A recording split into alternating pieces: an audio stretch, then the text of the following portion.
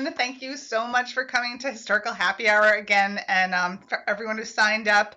I'm so excited to introduce Elise Hooper, who I think a lot of you know, and talk about her fourth novel, which is Angels of the Pacific, which is amazing. I'm going to do a brief intro, and then we'll dive into questions. Elise, sound good? Sounds great. Thanks. Awesome. So, a native New Englander, Elise spent several years writing for television and online news outlets before getting a master's in teaching high school literature and history. She now lives in Seattle with her husband and two daughters. Her other novels include The Other Ellicott, based on the real women behind Little Women, Learning to See, about the pioneering photographer Dorothea Lange, and Fast Girls, which is about the first integrated women's Olympic team headed to the 1936 Olympics in Berlin. Angels of the Pacific is inspired by the extraordinary true stories of World War II's American Army nurses, famously known as the Angels of Bataan, and the unsung contributions of Filipinas of the resistance. This novel transports us to a remarkable era of hope, bravery, perseverance, and ultimately victory. Booklist Review says heroism, strong characters, and period dialogue shine in Hooper's latest.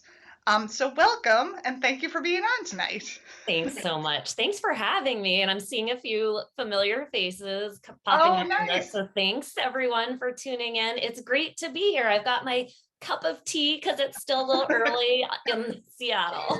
Yeah, exactly. Don't need to start that early, right? So it's so funny because there's a lot of things I don't like about social media, but I think we originally met through Twitter, which is kind of awesome. Like that, I love that. Remember, but I believe it. That sounds right. Yeah. That's the one thing about social media is like meeting other authors and like complaining and talking about it where we're at is so awesome. So I'm so glad we've like known each other a couple of years now, and I want to talk specifically about Angels of the Pacific, and then I have some writing questions, and then everyone who's on, please type questions in the chat or questions in the Q&A, and I'll keep checking those after my questions. Great.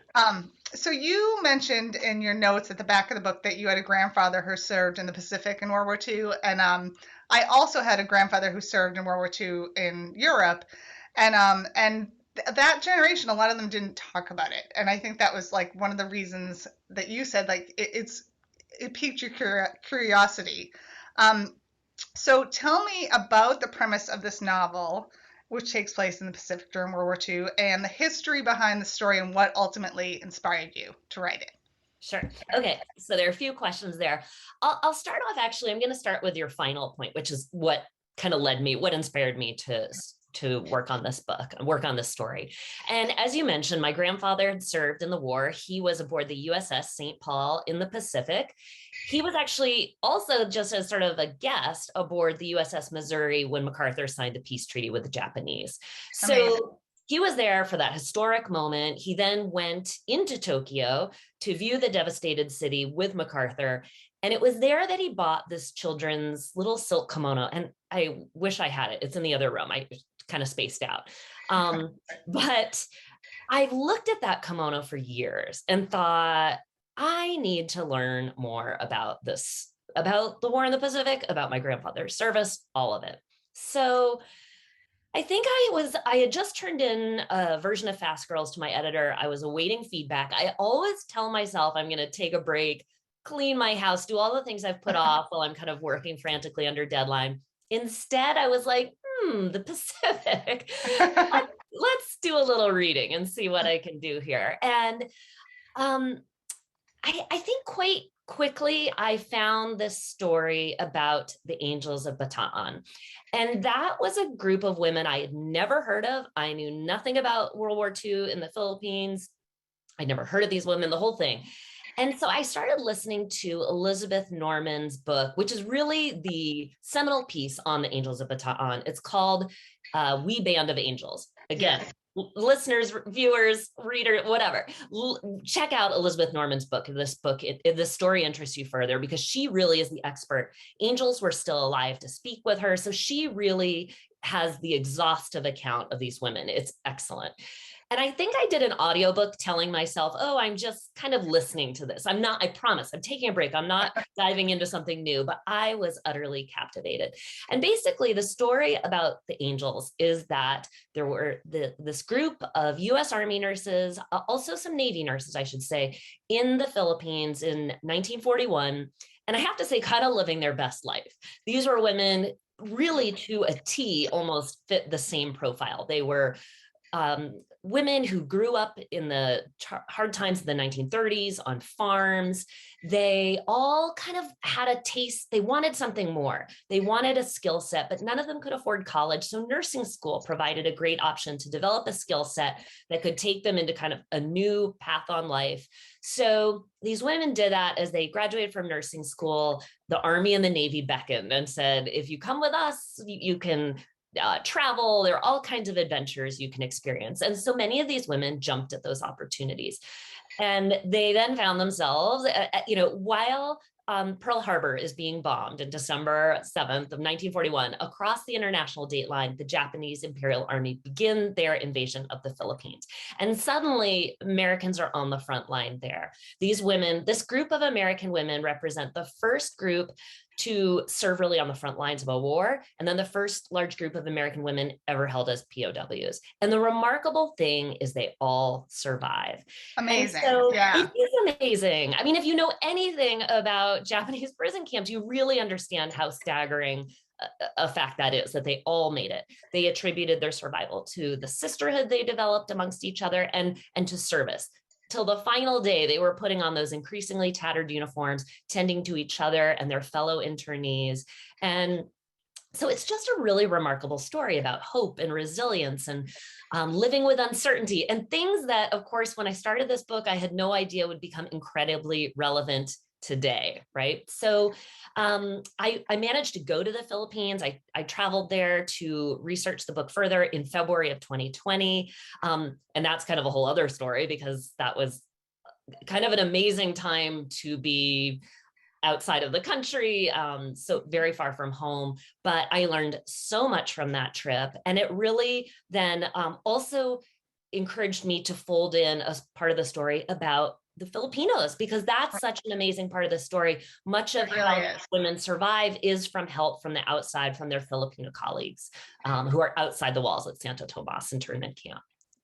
Yeah, amazing. And actually, that leads me to my next question. Oh, before I do, though, it was 77 nurses survived the camps, right? Is that right? Yeah, that's just extraordinary. Yeah. So my next question was about the research. And, one thing I should mention, too, is the back of your book, you have book club questions, you have an author interview, and then you have a bibliography, basically, of other reading. And so I love that when that's in the back of books. So talk to me about the research. I mean, just from your writing, was exhaustive and meticulous. So talk to me about like how you began your research, your whole process of research, and how the trip shaped the story as well. Yes. Well, I started where I think anyone going with this story would start, which is with We Band of Angels. Again, you're going to keep hearing me talk about that. Oh, book. Totally. It's such an important source to this story. Yeah. I have read that book now so many times. Also, there are a lot of oral histories left behind by these women and others. And so I was reading as much as I could. And I was, there's a great book by, he was a boy at the time, Robin Pricing, called Goodbye Manila. It's his memoir of World War II in the Philippines. He too was held as a civilian at Santo Tomas internment camp. There was an amazing source I was able to find about written by a Filipino man who marries an American. So he really gives the Filipino perspective. A book called Rampage, which is all about the Battle of Manila, was very instructive and really also informed me that I could not sort of end the story solely about when the women are liberated. I had to kind of go beyond that because war is not over at that point. So there are a number of really interesting books out there, oral histories, as I said. Then one day, I think I was procrastinating, quite honestly, on Facebook, as one does. And I saw that a friend of mine had posted about her grandmother who was a World War II veteran herself, a Navy nurse, initially on a hospital ship outside of Shanghai, then Okinawa. Well, I sent Amy my friend, a message because, as I mentioned earlier, all the angels had passed by this point. The final one, Millie Dalton, passed away in 2013. Okay. So I asked Amy if her grandmother would be up for a visit. We went up there. And although the real life Tess, because I actually named my main character after this woman, Tess, Right. but the real life Tess never went to the Philippines. She really fit that profile I mentioned earlier. Farm girl, grew up in Iowa, wanted off the farm. Became a nurse and then went into the Navy. Also, I just want to say kind of a funny story that she had passed on her aqua aerobics class the day that we went up to visit her. And she had learned to swim as part of her naval training back in the So 40s. good. And I just couldn't get over that the whole time, just how that life skill stayed with her.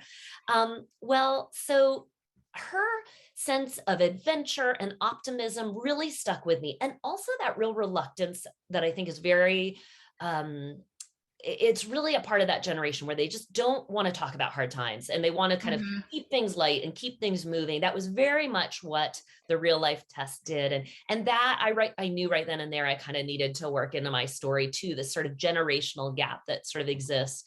Also, and I'm going to show you a picture from the back of the book right now, her wedding photo. Okay, so that's my grandfather I on this loved side. this. Yeah. But Tessa's wedding photo, everyone, you'll see she's there in uniform. I loved that wedding photo and knew uh, right then and there was going to be a wedding in uniform in this book. I should point out there are yeah. a few weddings, but this one, they're in uniform. And I just loved that. So right then and there, the wheels are turning. Okay, there's going to be a romance. She's going to meet someone because that was actually very common. Mm-hmm. And she's going to kind of fit this sort of agricultural background. In my Tess is a little different. She's from Tacoma, Washington. I'm in Seattle now. She was an orphan. There are a few things I changed, but and then, as I mentioned earlier, I went to the Philippines in February of 2020. And I was able, one of the cool things I did on that trip that never made it into the book, it was a storyline that I ended up cutting, was I went and snorkeled around this shipwreck Oh, that wow. is out by this part of the country called Palawan. Philippines is composed of about 200 islands, and there are these shipwrecks all around from these naval engagements. And it was such an amazing experience to be able to kind of feel these ghosts. And I tell you what, these ghosts exist all over the Philippines, and they stayed with me when I went to the island of Corregidor, which plays a really important part of the book. The nurses end up spending time there. It's really the final stand by Americans in the Philippines. And it's where, when they eventually surrender, the women are all rounded up, the men, they're taken to their various internment camps. And Corregidor is really one of the most amazing places I've ever visited.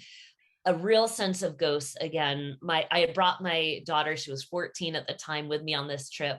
We stayed in the inn. We were the only people to spend the night. And we were able to then kind of walk through the ruins late at night during Amazing. sunset. Early in the morning, I was able to get out there and go through some of the tunnels. It was really an extraordinary experience. So, and then when I was back in Manila, I was able to visit Santo Tomas University, which was a bustling campus. Of course, a couple of weeks later, it would also be shut down. Manila would be under martial law because of coronavirus. But I was able to work in this trip right before everything got very difficult. So able to see the school firsthand, look into those classrooms, see where these nurses were living, where they endured just such a challenging time. It Mm-hmm. was amazing. And they have a library in there that they were able to bring out all these old artifacts for me to be able to see. And Oh, it was nice. just amazing. So Yeah.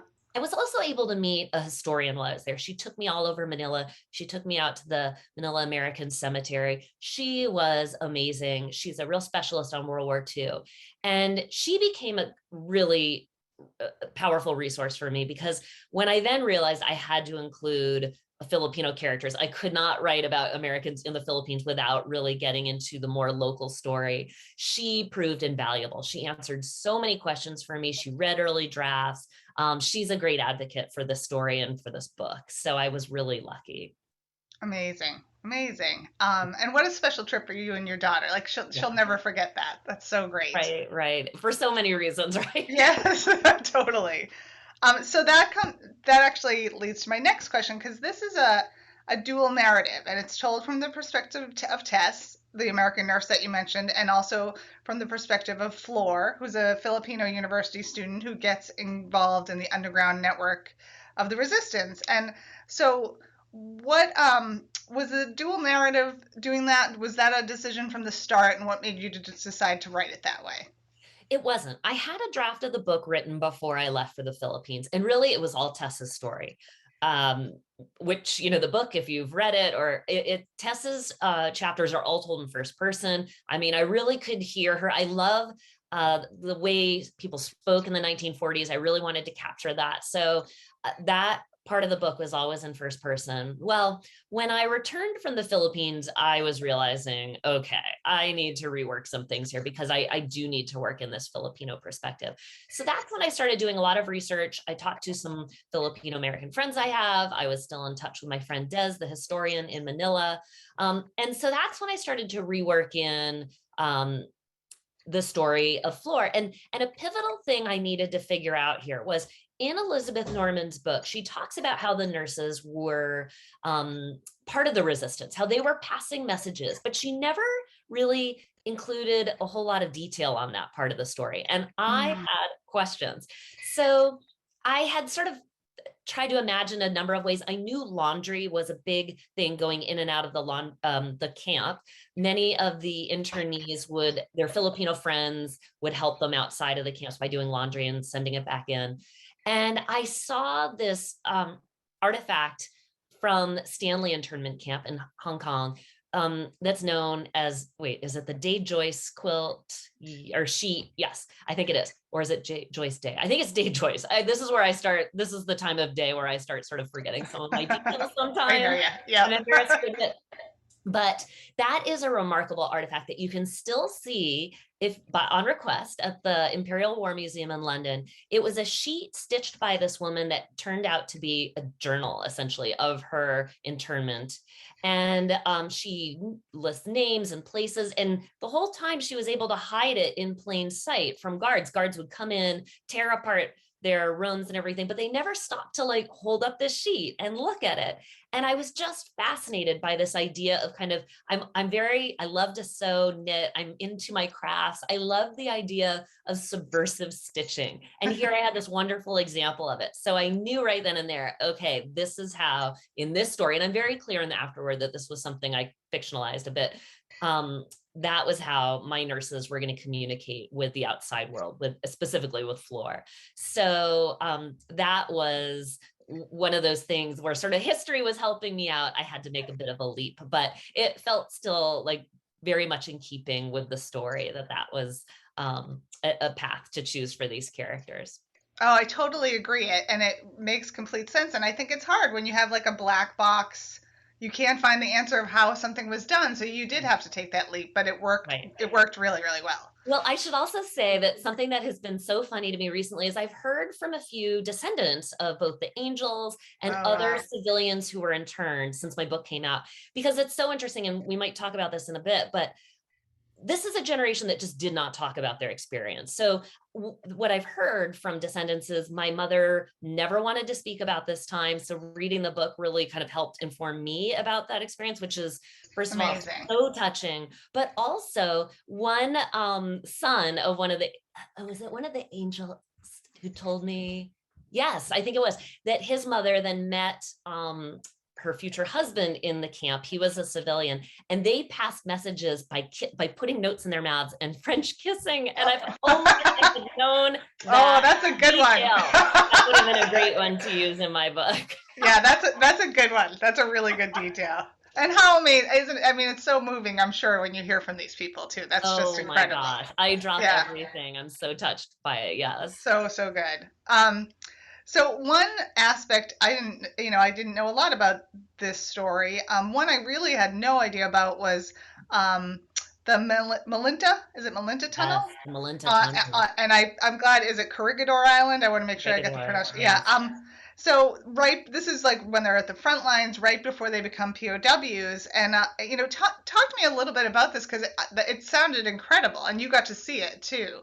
It was incredible. In fact, it was really Corregidor that was really the motivation behind me going to the Philippines. I was reading all about this. I could not imagine this tiny island at the mouth of Manila Bay. So it's about a 3-hour boat ride from Manila. That's how you Oh get there. wow. Okay. It's Yeah. 26 miles off the island. So, or off, this major Asian city. And I will tell you that on Corregidor, it is so quiet and you feel like you are on the edge of the world. So it really helped to give me kind of a flavor of what life must have been like for these Americans, really trapped so far from home without knowing anything that's really happening back at home.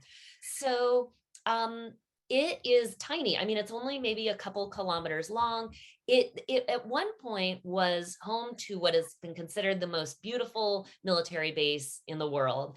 The Japanese, once they started bombing, this fort was absolutely destroyed. But I found old pictures. It really does look beautiful. And it was, Americans especially, it was very novel to them because there were all these flowers. There was bowling alley, I think a movie theater, certainly officers pool. It was beautiful, flowers everywhere. It was really, if you were someone who had grown up in the tough times of the 1930s, to suddenly be on this tiny island in Manila Bay felt quite luxurious, I think. Mm-hmm. So, but then as the war really gets underway, and it's the first place where Macarthur goes when he leaves Manila because he declares it an open city in the hopes that the Japanese will stop their bombing and really spare this beautiful, it was architecturally beautiful old city. He retreats to Corregidor, and that really becomes the main hub of all sort of war activities for the USA FFE, which are the American forces and combined Mm-hmm. Filipino forces in the Far East. So eventually Macarthur leaves for Australia, and this is, I just couldn't imagine what this must have felt like for American forces there, that their commanding officer retreats because the Americans have decided that if he is captured, as is looking increasingly likely, that would just be such a propaganda blow to the Allies, that he is evacuated to Australia. And the Americans really make their final stay on this tiny island because they descend into the Malinta Tunnel. And this is like anything I've ever seen before. It was an underground, this huge tunnel. If you go to my Instagram account, you can see I've posted photos of it, or my author page, I guess, on Facebook too. The tunnel, it's huge. I mean, you could drive trucks and ambulances. I mean, that's really what starts being sent into this. It ends up being used as a 1,000-bed hospital by the Allies. So it is all underground. They have a quartermaster there. They have basically everything you would have found at a military base above ground all moves into these tunnels. And the American forces are there for months, really trying to repel the Japanese as best they can. As Emperor Hirohito's birthday approaches, the Americans have held on far longer than the Japanese anticipated. They expected to take the Philippines within 2 months. It's now been about maybe 5 months. And they really intensify everything, their attacks on Corregidor. And so, the power starts flickering and eventually going out. The heat, they had sort of cooler air, they had fans, those start spluttering out. So it starts getting hot. I mean, I went into this tunnel, I can tell you, in February of 2020, and it was not air conditioned. It was so hot. And there were just kind of lights running along that sort of main outside part of the tunnel. It is, while it is really spacious, it is still, to spend months in there would have been like, I couldn't even imagine. But there are all these levels that the US Army Corps of Engineer builds off. So it all sort of connected, but all the nurses described it as being easy to get lost in all of this. It is really a remarkable feat of engineering. And the Allies were lucky it was there, and it served them well for many months until just the circumstances became too dire. And the Japanese land on Corregidor. There's hand-to-hand fighting. Eventually, the US forces have to surrender. Yeah, I mean, every section, every scene, there's so many scenes in the book that you're like, I can't even believe these women endured all of this. Like before they even made it to the, internment camp, and it's just unbelievable. And so, I think one of the themes that runs through your book is that, aside from food and medicine and basic necessities, like sisterhood and a sense of purpose of moving forward was something that was so important to getting these women through. And so did you find in your research in the oral histories that was something that came up a lot? Yes, yes, that was very important to them. Later in life, the women kind of resisted being called the Angels of Bataan or the Angels of Corregidor, because they always said, I was just there and I did what I had to do. I can't be complimented for my bravery. But at the same time, these women, they really overcame such amazing obstacles. I mean, Incredible. aside from the fact that they are on the front lines treating their patients, their malaria is actually one that becomes the far greater risk than even the Japanese at points during this. Um, Malaria, all kinds of other illnesses, and starvation. I mean, there weren't enough resources for the USA FFE as they all sort of retreat out onto Bataan, and they're hanging on for dear life, which is partly why then the death march that people may know about is as lethal as it is, because those American troops were just so worn down, the Filipino troops as well. So it really is extraordinary that these women all survived. And it really was because the friendship they built and just this extraordinary sense of needing to tend to each other. They were very impressed by, they were quick to sort of play down their own bravery. They felt that the troops they were serving with were exceptionally brave. So they were constantly sort of minimizing themselves and putting everyone else first. And that is, I think, part of actually what eventually saved them, certainly gave them the mental wherewithal to withstand such hardship. Yeah, unbelievable. I mean, they're like starving to death while they're trying to like serve the troops Yes, and getting sick themselves. It was I yeah, know. unbelievable. Yeah.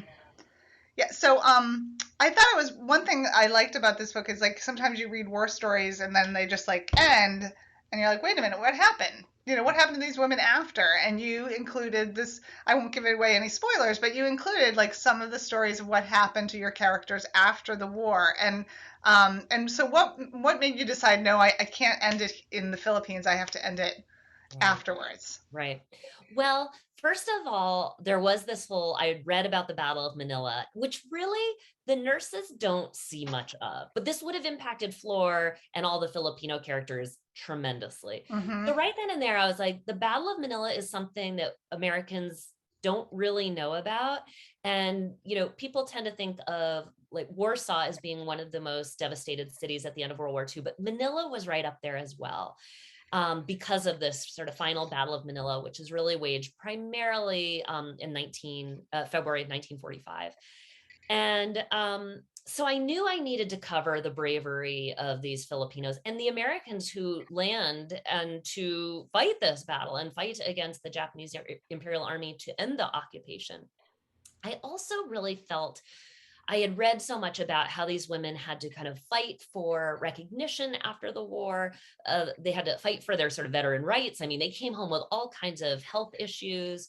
Um, and so I felt that that was really important to acknowledge the internal sort of debate or internal like in discomfort that so many of these women felt with the role they had played during the war. They didn't really know what to almost do with their stories because they were so quick to want to move on.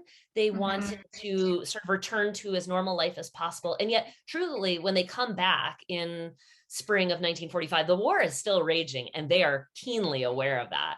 Mm-hmm. And so I think that was hard for them to reconcile the fact that they were kind of home. They were trotted out as propaganda initially by the government, as sort of American womanhood surviving under fire. But a lot of them just wanted to return to their families. Many of them, they had had family members die or become gravely ill while they were gone, and they hadn't known any of this because communication had been completely shut off. So a lot of them wanted to come home and take care of themselves and take care of their families and try to get some bit of normalcy because, again, they really grappled with they didn't see themselves as heroes at the end of all this. So I wanted to try to get at that complication, the complicated way they were trying to reintegrate into quote unquote normal life. The fact that Americans were so tired of rationing and kind of tired of hearing about the war, and these women still knew the people they had been serving with were still fighting. I mean, I felt that especially keenly as I was working on this book in 2020 and 2021, when we are all tiring of a pandemic that is still really affecting people, Mm-hmm. especially medical personnel who is still grappling with life in ERs. And so I was kind of feeling that duality, what that must have felt like for the nurses as well. And so I did want to get at so much of kind of how Manila was reeling after the war and how it was trying to recover and regain kind of its sense of place after the war. That felt like an important part of the story, as well as the women trying to figure out what their post-war lives looked like. Right, because back then too, I was thinking about it when I was reading it. It's like there was no therapy or antidepressants or No. PTSD. No one talked, and I think maybe that's why a lot of them put it in a box in their Yes. mind to move forward. So Self-care was not a thing for these women. And no. furthermore, many of them married veterans. And so they even were still sort of thinking, my service, I was never truly being fired upon. I didn't ever kill anyone. So they're still tending to their husbands and their husbands' nightmares and the trauma that their husbands have experienced when they've returned home, without kind of acknowledging the own hardships they had endured. Yeah, yeah, so interesting. Um, so I want to talk. I have some writing questions, and then if people have questions, and there's some great comments I'm going to read as well. Um, what your last two novels, Fast Girls and Learning to See, had real people in history as central characters, and this one, the characters are kind of composites, fictionalized based on your research. And which was harder, or were they both hard, or like? They both present their own challenges, certainly. I mean, well, it's kind of a beautiful thing to write for. I'll take Dorothea Lange here. I mean, if I'm being historically accurate, which I always try to be, of course, there's only so much sort of I can do with it. Like Right. I know what happened in her life. And while I can certainly employ my imagination, I am bound within really truly what happened. Mm-hmm. Um, of course, I am being as accurate as I can about the events of World War II and what these nurses would have endured, but to have a little leeway in creating my characters, that was very fun for me in this book, I have to admit. And also then to be able to kind of craft that story of kind of what happens after 1945. Again, all kind of based on snippets of things that had happened in real people's lives. That was really gratifying and really creatively satisfying to kind of have a little more freedom than I normally do. So while it certainly presents challenges in that I have suddenly a lot more decisions to make, it also, I really enjoyed that freedom. Yeah, I totally get that. Because right, my manuscript I just handed in is biographical fiction, and my last one was, I had made up characters, and the flexibility of that I took for granted. So Right. yeah, yeah, Right. totally get that. So your writing process, there's plotters versus pantsers in the writing world. Plotters map everything out, and then pantsers write by the seat of their pants. Which camp do you fall into? Well, I always describe myself as a plotter. And I think anyone who's writing historical fiction to a certain degree has to be, because you need to know your history. You really do need to Hmm. know what's going on. But my characters are always surprising me and doing things I don't necessarily foresee. That just happened to me a couple hours ago while I was writing a scene. And suddenly a character did something that they were not supposed to do. And so I always deviate from my outline. And honestly, to me, that's a great part of the fun. It is a definite part of the challenge. So I am definitely a plotter, but with major pantster tendencies. However, I always then go back and like re-outline my book. In fact, you'll see there's a mirror on the back of the door there, and you can see a Oh, bunch of nice. cards of my current book. And I'm constantly rewriting those cards, quite honestly, because Oh, I'm very cool. constantly changing my outline, which it drives me crazy, but it's also fun. Yeah, and it's just part of your process, right? Yeah, Yeah, there's yeah, no for right or sure. wrong way. Yeah, yeah. No, I actually really am so intrigued by people who I hear write outline, these very detailed outlines, and then just bang out the manuscript. I can't even imagine that, because once I'm into it and hearing these characters talking in my head, they always have a life of their own, which is Yeah. ridiculous because they are my own creations. I don't know how to explain that to people. Right, right. But I hear that a lot. And I've talked to a lot of authors over the past year and a half, and it is a lot of people talk about that. That does not happen to me. I wish it did sometimes. That is not my process, It is unfortunately. so fun. It's so Yeah, fun. so great. So this is your fourth novel. Has your writing process evolved since the first one, or stayed the same? Well, I would say that it's really evolved in the sense that with this book, I made this conscious choice of, okay, I'm creating my own script here a bit. I'm very now steeped in the history. I understand what happened, but I have to create some of my own characters. So in that way, maybe it's evolved. Um, yeah, I mean, I don't know. I would love to think I've become more efficient, but I know for a fact that's not true because I'm like rewriting this manuscript for the 80th time right now. So clearly I'm not really getting more efficient. So I don't know. I think now I've learned to just roll with the fact that my outline does change a million times. Like I don't have angst about that anymore. I now just sort of understand. I have trust in the process, I guess more. Yes. I like believe that it will all come together. It may not be pretty and I am obsessed and kind of weird to be around for many months, but it ultimately does come together. Yeah, yeah, that's how my husband would describe me when I'm on deadline too. So I hear you. Totally. um, and then so this is oh, what was I going to ask? So what is your favorite part of the writing process, and what part is the hardest for you? What's Okay, your least so favorite? that is so easy for me. The favorite part is that first draft of just like making such a mess and just being so caught up in figuring things out. I love that because your editing hat is really not on. You're just having fun, you're just exploring. And then it's like by the 80th draft, that's when I start feeling like I'm just spending hours sort of pushing commas around. I'm overthinking Right. things. I am driving myself crazy. Um, but so it's like early drafting for me is definitely the fun.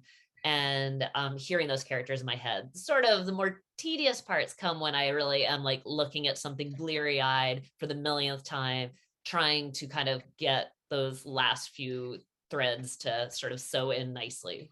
Right, right. When like normal words start looking strange. Yes. Yeah. You start double checking your spelling of, yes, yes, Yeah, yeah, exactly. exactly. Right.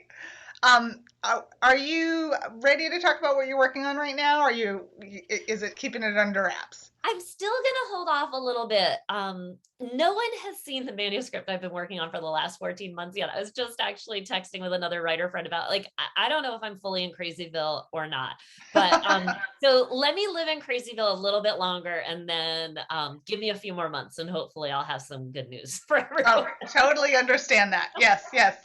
And then before I read some of these lovely questions and comments, do you do virtual events with book clubs? And what's the best way readers can stay in touch with you? Oh, yes. Okay.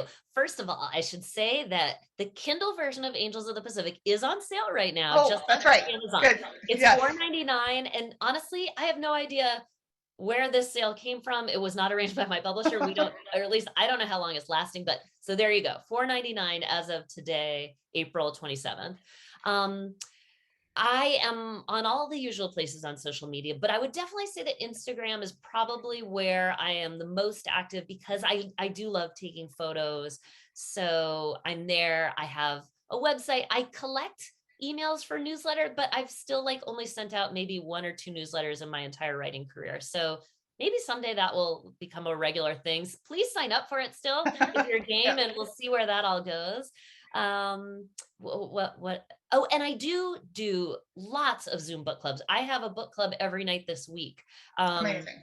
I know. So I love doing book clubs and I am happy to Zoom in. It's great. And I do plenty of virtual things with libraries and stuff too. I'm very flexible.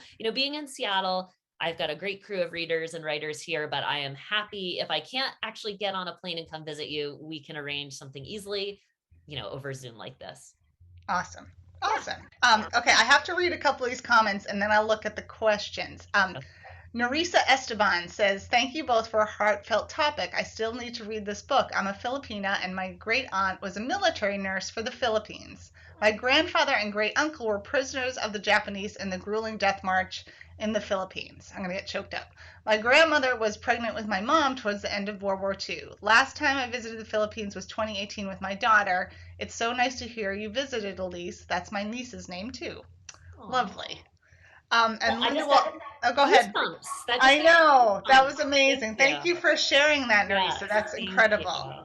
And of my Filipino American friends and friends I made in the Philippines, I mean, this is a war that is very, everyone had family involved in. And so I hear so many really inspiring stories about family that served in the war as guerrillas, as nurses. So I love hearing those. I never tire. It's fascinating to me. All the different Amazing. ways we've been woven together through this war. Completely, completely. Linda Waltzman also said, my dad was stationed at Clark Air Force Base in Manila after the war. My mom eventually was able to come over and live with him on the base and teach school. Many fond memories and photographs. And I should also mention you have photographs in the back of the book too, which are great. Oh, Yeah. thank you. Yeah, Yeah. and Clark Field plays a very important role in this book, especially in the first 50 pages, I would say. That's kind of where a lot of the action begins. So Very cool. I'm just looking for, okay, if anyone has any other questions, please put them in the chat or in the Q&A. Christine Mott, thank you, Christine. She shows up every month. She's amazing. hi, Did you Christine. have an input on your cover, and was this the original title? I love the cover. I love the cover too. I will hold it up again. Yes. Okay, this was the original cover. I was sent this. I was out in Eastern Washington at my daughter's swim meet. This got sent to me, and I was like, done. Okay, you guys Yeah. nailed it. Awesome. My only regret is I would have loved to have seen sort of acknowledge like a Flora character kind of acknowledged in there too. Yeah. We talked about that, and apparently the design team and my editor had really grappled with that and just kind of never figured out how to get the two women kind of literally on the same page in a way that felt natural and believable. And so, but I love it. I mean, I really think you understand right away that it's World War II. You're not in Europe, which I noticed a reader somewhere wrote like on Amazon or on Goodreads or something said, I thought this was going to be about planes because there are planes, little tiny planes, but they're like, it had nothing to do with planes, but I still really enjoyed it. So I I love didn't it. get Thank planes you. at all. Yeah. Thanks to readers are flexible. I appreciate that. But and the title is an interesting one. Okay, so here's my story on the title. I resisted angels in the title for a long time because the Angels of Bataan were so resistant, as I mentioned earlier, to be considered angels. However, this is when you put angels in the title, if you know anything about the Angels of Bataan, it really speaks to that. So, and by Angels of the Pacific, I felt like then it did fold in Flor and her sister Iris and the other Filipino characters that are so central to this book. So I came around on the whole thing. But and I should say, when I did hear back from the son of Imogene Kennedy, who was one of the angels, he's emailed me. We've talked on the phone now. He told me that he first spotted my book in Costco, where I think it's still there. And he immediately, when he saw both the cover and the title, knew that this was sort of his mother's story. And so that was, boy, all the confirmation I needed that the Yes. design team and everyone at William Morrow really nailed this. Actually, I should send them an email about that to tell them. Yeah. Because he knew right away what the book was. And, that's what we all as writers hope for with our covers and our titles. So that was really confirmed all kinds of good feelings. Yeah, no, that it totally works. I love it. And I think Amy Runyon posted a picture in Costco the other day of her book. I think yours was on the table too. So it's still there. So, Good. Yes. yeah. I know it's sort of nationwide. So wherever you are, hopefully keep an eye out for it. That's great. Thank you. And thanks for the I also should point out I had nothing to do with the design. They literally just show it to me. And I think if I didn't like it, I could protest. But when people compliment me on the cover, I always feel sort of embarrassed because I'm like, I actually didn't do anything to do with the cover, but I'll pass the compliments along to the design team. Yeah, no, it's beautiful. And Nerissa asked, Is this available in autograph? Are there any autograph copies available online anywhere? I think is what she's probably asking, where Right. she could get them. Yes. Right. So I'm happy to, if people email me, and you can do so at elisehooper.com. And I'll put that maybe in the chat. I'm happy to send book plates, signed book plates to people. I have some right here in my desk. Signed copies of the book are available through, oh, thanks, Jane, through my local bookseller, which is Paper Boat Booksellers. You can find them online, Paper Boat Booksellers. They shoot me an email. I go down there and sign and can personalize books. Just be very clear in your instructions, readers, if you want it personalized, kind of what you want me to write and everything. And they'll ship to you. So that is another option. So either way, signed book plates or actually ordering your book through, again, Paper Boat Booksellers. They are happy to work with you. And it's best then to call them, which I don't know the number off the top of my head. I can look it up, because they'll take your information and everything over the phone. So. Awesome. Perfect. Well, I'm going to take one more question before we wrap it up. Everyone's been amazing, the comments and questions. And I loved hearing the background on this because I love the book, obviously. Sharon Person is another loyal attendee. Sharon, was there anything that really surprised you in your research, especially in your visit? Like, was there something that was really shocking? Honestly, everything is shocking to me. I mean, the most shocking thing is how little I knew about this story, I suppose. But yeah, I mean, I think the big surprise is, of course, that all these women survived. That is truly amazing.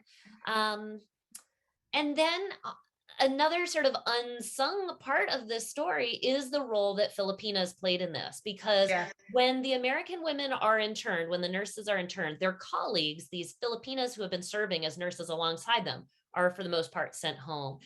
These are the women then who come out and start bringing materials and food and supplies, all kinds of things to these interned women. After the war, Josie Nesbitt, who actually is a real nurse, and she does get a few mentions in Angels, she writes a letter to Macarthur saying, we need to do more for our Filipino sisters. They need acknowledgement of how they really saved us during the war. And the US government never did anything. So that is, I don't know, maybe we argue that's not as surprising but that still managed to surprise me. So really, I mean, I'm embarrassed at how little I knew about this part of the war before I went into this book. Well, it is amazing story, amazing novel. I highly recommend it. It's been so fun chatting with you, and I love stories where I learn another aspect of history in more detail than I ever knew. Like you said, there's so many incredible facts and interesting tidbits in here, and I think everyone will love it. And it's a great book club book because there's a lot of things to talk about and great questions at the back. So thank you for coming on, and let's catch up offline soon. I would love to. All right. Thanks for tuning in, everyone. Great. Thank you so much, everyone.